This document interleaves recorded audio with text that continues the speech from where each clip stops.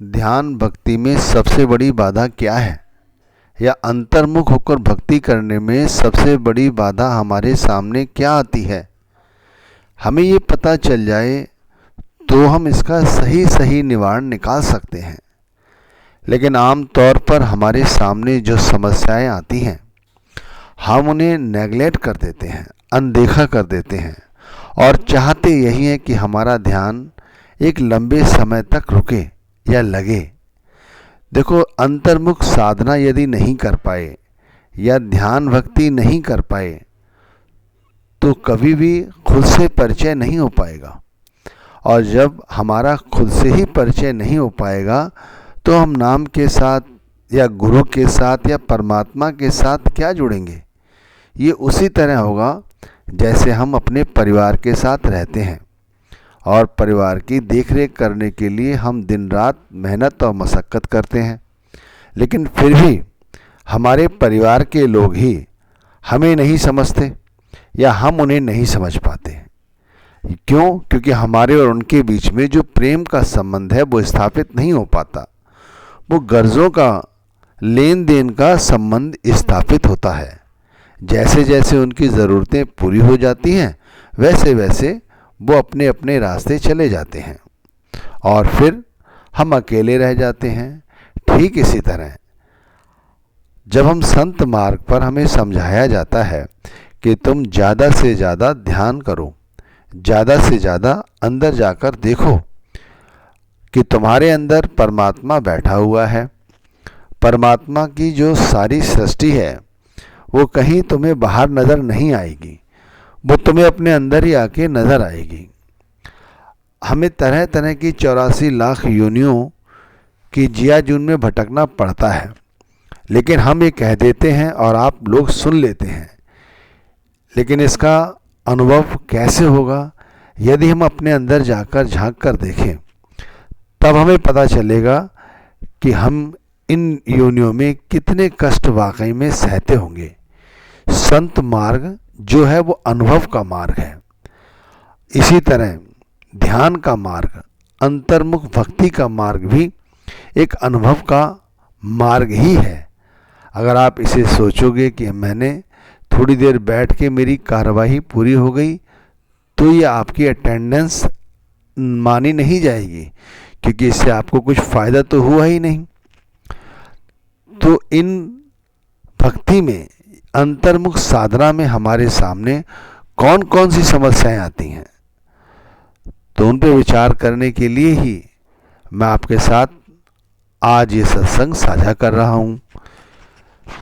देखो, अंतर्मुख साधना में सबसे बड़ी जो हमारी बाधा है वो ये है कि पहले तो हम एक जगह टिक कर ध्यान करना नहीं चाहते, जबकि अंतर्मुख साधना के लिए हमें एक जगह बैठकर स्थित होकर ये ध्यान करने की आवश्यकता है।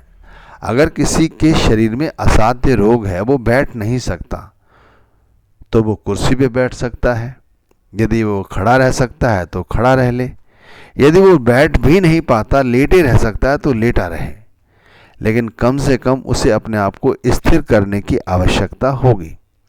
तो सबसे पहले बाधा ये होती है कि हम अपने आप को, अपने शरीर को स्थिर नहीं कर पाते। दूसरी बात जो हमारे सामने बाधा आती है वो ये है कि कहा गया है कि ध्यान के लिए कम से कम आधा 1 घंटा निकालना ही चाहिए ध्यान करने के लिए। और यदि ये 2 घंटा, 2.5 घंटा, 3 घंटा हो जाए फिर तो बस कमाल ही कमाल है। लेकिन कम से कम आधा घंटा, 1 घंटा आपको बैठने की अभ्यास होना चाहिए। आंख बंद करके अपने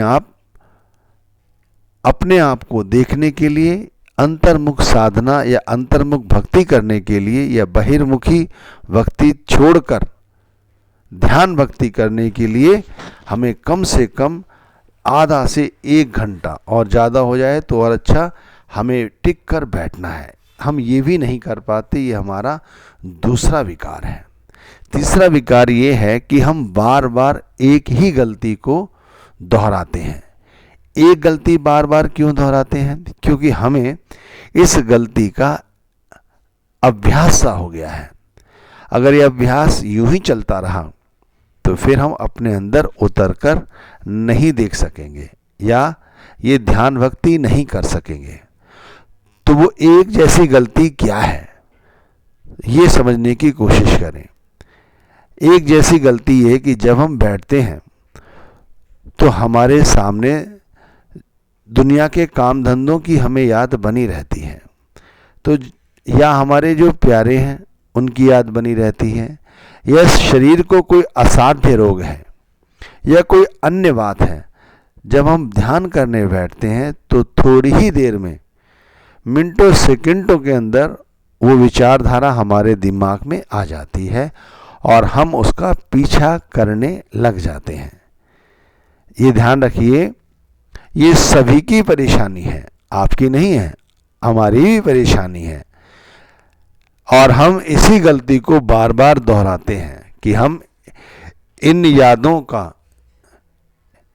ऐसा ताना वाना बुनते हैं कि इन तानों वानों से कभी हम ऊपर उठ ही नहीं पाते।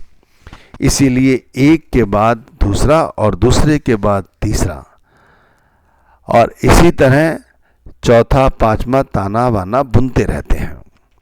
फिर हम चाहे महीनों ध्यान में बैठें, सालों बैठें, इससे फ़ायदा कुछ नहीं होगा, क्योंकि हम बैठ तो गए लेकिन हम बार बार एक ही गलती दोहरा रहे हैं कि हम बार बार दुनियावी शक्लों का पीछा करते हैं।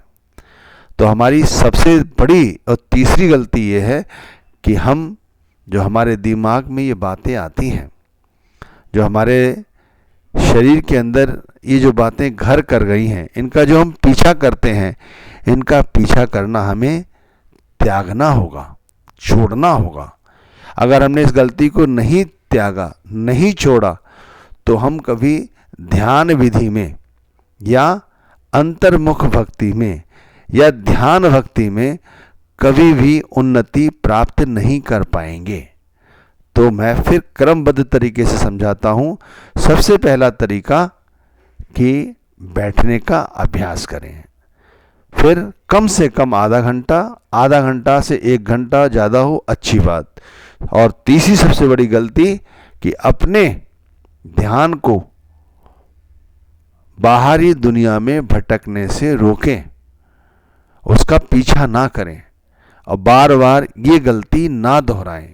यही गलती दोहराने के कारण अभी तक हम अंतर्मुख भक्ति नहीं अपना पाए हैं। अब चौथी क्या है? सबसे बड़ी चौथी है समस्या, एक और हमारे सामने आ जाती है कि हमने कभी परमात्मा को देखा नहीं, इसीलिए हमें परमात्मा पर विश्वास नहीं होता। जब हम किसी चीज़ को देख लेते हैं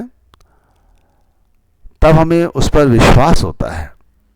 यही कारण है कि हम बहुत जल्दी ध्यान में बैठते ही हमारा ध्यान बाहरी ओर फैल जाता है, जबकि अंदर की ओर फैलना चाहिए। तो इसके लिए हमें क्या करना चाहिए? हमें अपने अंदर एक विश्वास पैदा करने की आवश्यकता है, एक ऐसा अटूट विश्वास पैदा करने की आवश्यकता है कि देखो परमात्मा है। इसीलिए तो हम जन्म लेते हैं, फिर हम बढ़ते हैं और बड़े होते हैं, विवाह होता है, फिर हम बुजुर्ग होते हैं और एक दिन चले जाते हैं। यहाँ पर ये क्रम काफ़ी समय से चल रहा है, चाहे वो कोई युग रहा हो, सतयुग, त्रेता, द्वापर और आज कल युग। ये सब उस परमात्मा का अपना एक कार्यक्रम है जो नियत है, चलेगा। इसी तरह सूर्य आता है, बढ़ता है, रुकता है, फिर चलता है और अस्त हो जाता है।